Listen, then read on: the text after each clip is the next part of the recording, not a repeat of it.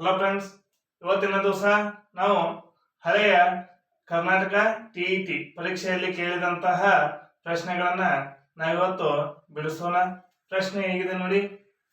ಒಂದು ತ್ರಿಭುಜದ ಮೂರು ಬಾಹುಗಳ ಅನುಪಾತವು 1/3 ಅನುಪಾತ 1/4 ಅನುಪಾತ 1/6 ಮತ್ತು ಅದರ ಸುತ್ತಳತೆ 171 ಸೆಂಟಿಮೀಟರ್ ಆಗಿದೆ. ಈ ತ್ರಿಭುಜದ ಅತ್ಯಂತ ದೊಡ್ಡ ಬಾಹುವಿನ ಉದ್ದ ಎಷ್ಟು ಅಂತೇಳಿ ಕೇಳ್ತಾ ಇದ್ದಾರೆ. ಹಾಗಾದ್ರೆ ಇಲ್ಲಿ ಏನಿದೆ ಅಂದ್ರೆ ಒಂದು ತ್ರಿಭುಜ ಹೌದಾ. ಈ ತ್ರಿಭುಜದ ಬಾಹುಗಳ ಅನುಪಾತ ಏನನ್ನು ಕೊಟ್ಟಿದ್ದಾರೆ? ಬಾಹುಗಳ ಅನುಪಾತವನ್ನ 1/3 1/4 1/6 ಈ ಅನುಪಾತಗಳ ರೂಪದಲ್ಲಿ ಕೊಟ್ಟಿದ್ದಾರೆ. ಮತ್ತ ಈ ತ್ರಿಭುಜದ ಸುತ್ತಳತೆ ಅಂದ್ರೆ ಈ ಮೂರು ಬಾಹುಗಳ ಒಟ್ಟು ಉದ್ದ ಎಷ್ಟಾಗ್ತಾ ಇದೆ? 100 ಸೆಂಟಿಮೀಟರ್ ಆದ್ರೆ ಈ ತ್ರಿಭುಜದ ಅತ್ಯಂತ ದೊಡ್ಡ ಬಾಹುವಿನ ಉದ್ದ ಎಷ್ಟು ಅಂತೇಳಿ ಕೇಳ್ತಾ ಇದ್ದಾರೆ. ಹಾಗಾದ್ರೆ ಇಲ್ಲಿ ಕೊಟ್ಟಂತ ಬಾಹುಗಳನ್ನ ಅನುಪಾತದಲ್ಲಿ ಕೊಟ್ಟಿದ್ದಾರೆ. ಹಾಗಾದ್ರೆ ಅನುಪಾತ ಬಳಸ್ಕೊಳ್ಳೋಣ. ಮೊದಲನೇದಾಗಿ 1/3 ಅಂದ್ರೆ 1/3 ಅನುಪಾತ 1/4 ಅನುಪಾತ 1/6 ನೋಡಿ. ಈ ರೀತಿಯಲ್ಲಿ ಇದ್ದಾಗ ನಾವು ಮೊದಲು ಯಾವ ರೀತಿಯಾಗಿ ಲೆಕ್ಕ ಮಾಡ್ಬೇಕಂದ್ರೆ ಇಲ್ಲಿ ಕೊಟ್ಟಂತಹ ಛೇದಗಳು, ಈ ಸಂಖ್ಯೆಗಳಿಗೆ ನಾವು ಏನಂತ ಕರಿತೀವಿ? ಛೇದಗಳು. ಈ ಛೇದಗಳ ಲಸವನ್ನ ತೆಗೆದುಕೊಳ್ಬೇಕು. ನೋಡಿ 3, 4, 6 ಹೌದಾ. ಇವುಗಳಿಗೆ ಅಂಶಗಳು ಅಂತ ಕರಿತೇವೆ, ಇವುಗಳಿಗೆ ಛೇದಗಳು ಅಂತ ಕರಿತೇವೆ. ಇವುಗಳ ಈ ಸಂಖ್ಯೆಗಳನ್ನ ತೆಗೆದುಕೊಂಡು ಲಸ ತೆಗಿಬೇಕು. ಮೊದಲನೇದಾಗಿ 3ರಿಂದ ಭಾಗಿಸೋಣ. 3 ಅಂದ್ರೆ 3, ಆಮೇಲೆ 4 ಹಾಗೆ ಇಡೋಣ. 3ರ ಮಧ್ಯೆಯಲ್ಲಿ 6 ಇದೆ. ಹೌದು, ಎಷ್ಟಲೇ? 2 3 2 6. ಈಗ ಇಲ್ಲಿ 1 ಇದೆ, 4 ಇದೆ, 2 ಇದೆ. ಹಾಗಾದ್ರೆ ಇವೆರಡು ಸಂಖ್ಯೆಗಳು 2ರಿಂದ ಭಾಗ ಹೋಗ್ತಾ ಇದ್ದಾವೆ. 2ರಿಂದ ಭಾಗಿಸೋಣ. 1ನ ಹಾಗೆ ಇಡೋಣ. 2 2 4 2 1 2 ಮತ್ತೆ 2 ಇದೆ. 1ನ ಹಾಗೆ ಇಡಿ. 2 1 2 1ನ ಹಾಗೆ ಇಡಿ. ಈಗ ಅಷ್ಟು ಏನಾಯ್ತು? 1 1 ಬಂತು. ಈ ಸಂಖ್ಯೆಗಳನ್ನ ಗುಣಿಸೋಣ. 3 × 2 × 2. ಹಾಗಾದ್ರೆ 3 2 6 6 2 ಎಷ್ಟು? 12 ಹೌದಾ. 3 2 6 6 2 12. ಈ ಬಂದಂತ 12 ಏನಾಗಿದೆ? ಇದೇ ಏನಾಗಿದೆ? ಇದರ ಒಂದು ಲಸ. ಇದಕ್ಕೆ ನಾವು ಏನಂತ ಕರಿತೀವಿ? ಲಸ ಅಂತೇಳಿ ಕರಿತಾ ಇದೀವಿ. ಈಗ ಈ ಲಸವನ್ನ ಈ ಅನುಪಾತಗಳಿಗೆ ಏನ್ ಮಾಡೋಣ? ಗುಣಿಸೋಣ. ನೋಡಿ 12 ಗುಣಿಸು, ಮೊದಲನೇದಾಗಿ ಇದಕ್ಕೆ ಗುಣಿಸೋಣ 1/3 ಹೌದಾ, ಈ ರೀತಿಯಾಗಿ.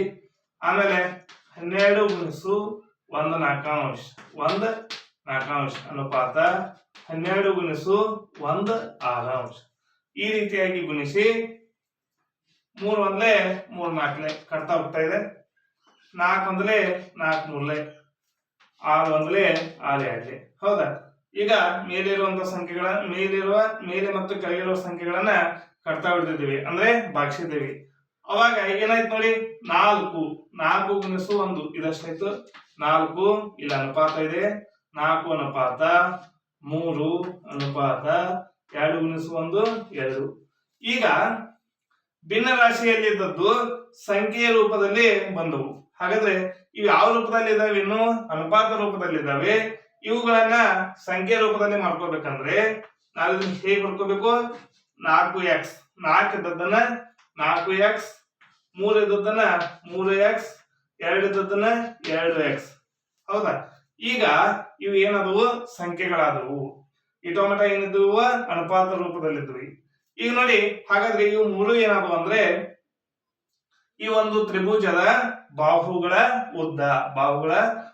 ಹಾಗಾದ್ರೆ ಒಂದು ಬಾಹು 4x ಇದೆ, ಇನ್ನೊಂದು ಬಾಹು 3x ಇದೆ, ಇನ್ನೊಂದು ಬಾಹು 2x ಇದೆ. ಹಾಗಾದ್ರೆ ಇವನ್ನ ಅಷ್ಟನ್ನು ಕೂಡಿಸಿದಾಗ ನಮ್ಗೆ ಎಷ್ಟು ಬರ್ತಾ ಇದೆ? 171. ಹಾಗಾದ್ರೆ ತ್ರಿಭುಜದ ಸುತ್ತಳತೆ ಅಂದ್ರೆ ಈ ಮೂರು ಬಾಹುಗಳ ಮೊತ್ತ. ಹೀಗಾಗಿ ನಾ ಇದನ್ನ ಏನ್ ಬಿಡ್ತಾ ಇದ್ದೀನಿ? 4x + 3x + 2x = 171. ಅರ್ಥ ಆಯ್ತಾ? ಈ ಅನುಪಾತದಲ್ಲಿ ಇದ್ದದನ್ನ ಸಂಖ್ಯೆ ರೂಪದಲ್ಲಿ ಮಾಡ್ಕೊಂಡಿದ್ದೇವೆ. ಇದನ್ನ ಈ ರೀತಿ ಬರ್ಕೊಂಡು ಈಗ ಇವನಷ್ಟು ಕೂಡಿಸೋಣ. 4x plus 3x plus 2x. 4ಕ್ಕೆ 3 ಕೂಡಿಸಿದಾಗ 7, 7ಕ್ಕೆ 2 ಕೂಡಿಸಿದಾಗ 9x ಇಜುಕಲ್ ಟು 171. ಹೌದಾ? ಈಗ ನೋಡಿ 9x ಅಂದ್ರೆ 9 ಗುಣಿಸು x ಇರ್ತಾ ಇದೆ. ನನಗೇನ್ ಬೇಕಾಗಿದೆ? x ಬೇಕಾಗಿದೆ. ಹಾಗಾದ್ರೆ 171. ಈಚೆ ಕಡೆ ಗುಣಾಕಾರ ಇದ್ದದ್ದು ಆ ಕಡೆ ಹೋದಾಗ ಭಾಗಾಕಾರ ಆಗ್ತಾ ಇದೆ. 171ನ್ನ 9ಲೆ ಭಾಗಿಸೋಣ. 9 ಒಂದ್ಲೆ 9 19. ಹಾಗಾಗಿ ಎಷ್ಟಾಯ್ತು? 19 ಬಂತು. ಹಾಗಾದ್ರೆ x ಇಕ್ವಲ್ ಟು 19. ಈಗ ನಮ್ಗೆ ಏನ್ ಸಿಕ್ತು? x ಸಿಕ್ತು. ಹಾಗಾದ್ರೆ ಅಲ್ಲಿ ಏನ್ ಕೇಳ್ತಾ ಇದ್ದಾರೆ ಅಂದ್ರೆ ತ್ರಿಭುಜದ ಅತ್ಯಂತ ದೊಡ್ಡ ಬಾಹು. ನೋಡಿ 4x 3x 2x. ಹಾಗಾದ್ರೆ ಇವು ಮೂರು ತ್ರಿಭುಜದ ಬಾಹುಗಳನ್ನು ತೆಗೆದುಕೊಂಡಿದ್ದೇವೆ ಅಂದ್ಮೇಲೆ ಇದರಲ್ಲಿ ದೊಡ್ಡದೇವ ಅಂದಾಗ 4x. ಹೌದಾ? ಈಗ ನೋಡಿ x ಅನ್ನು ನಮ್ಗೆ ಗೊತ್ತಾಗಿದೆ 4x. 4x ಅಂದ್ರೆ 4 ಗುಣಿಸು x. ಹೌದಾ? ಈ 4 ಮತ್ತು x ಗಳ ನಡುವೆ ಗುಣಾಕಾರ ಇರ್ತಾ ಇದೆ. 4x ಅಂತ ಬಿಡ್ತಾ ಇದೀವಿ. 4 ಗುಣಿಸು x ಅಂದ್ರೆ ನಾವು ಈಗಾಗಲೇ ಕಂಡುಹಿಡಿದಿದ್ದೇವೆ 19. ಹಾಗಾದ್ರೆ 4 19 ಅಥವಾ 19 4 ಎಷ್ಟಾಗ್ತಾ ಇದೆ? 76. ಹಾಗಾದ್ರೆ 76 ನೋಡಿ ಇಲ್ಲಿ ಏನಿದೆ? ಸೆಂಟಿಮೀಟರ್ ಇದೆ. ಹಾಗಾದ್ರೆ ಸೆಂಟಿಮೀಟರ್. ಹಾಗಾದ್ರೆ ನಮಗೆ ಬರ್ಬೇಕಾದಂತ ಉತ್ತರ ಎಷ್ಟು? 76 ಸೆಂಟಿಮೀಟರ್. ಇದೆಷ್ಟಿದು? 4x. 4x ಅಂದ್ರೆ ಅತ್ಯಂತ ದೊಡ್ಡ ಬಾಹು. ಆದ್ದರಿಂದ ತ್ರಿಭುಜದ ಅತ್ಯಂತ ದೊಡ್ಡ ಬಾಹುವಿನ ಉದ್ದ ಎಷ್ಟಾಗ್ತಾ ಇದೆ? 76 ಸೆಂಟಿಮೀಟರ್. 76 ಸೆಂಟಿಮೀಟರ್ ಆಗ್ತಾ ಇದೆ ಅಂತೇಳಿ ನಾವು ಈ ರೀತಿಯಲ್ಲಿ ಲೆಕ್ಕವನ್ನ ಬಿಡಿಸಿದ್ದೇವೆ. ಅಂದ್ರೆ ಮೊದಲನೇದಾಗಿ ಈ ಅನುಪಾತಗಳನ್ನ ಸಂಖ್ಯೆ ಅಂದ್ರೆ ಉದ್ದ ಈ ರೀತಿಯಾಗಿ ಅಳತೆಗಳು ಬರುವಂಗೆ ಬರ್ಕೋಬೇಕು.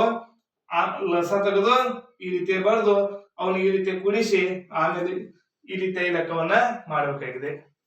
ಈ ವಿಡಿಯೋ ನಿಮ್ಗೆ ಇಷ್ಟ ಆಗಿದ್ರೆ ಲೈಕ್ ಮಾಡಿ, ಶೇರ್ ಮಾಡಿ, ಸಬ್ಸ್ಕ್ರೈಬ್ ಆಗಿರಿ. ಹೀಗೆ ನಮ್ಮ ಯೂಟ್ಯೂಬ್ ಚಾನಲ್ ಎಲ್ಲ ವಿಡಿಯೋಗಳನ್ನ ನೋಡ್ತಾ ಇರಿ. Thank you.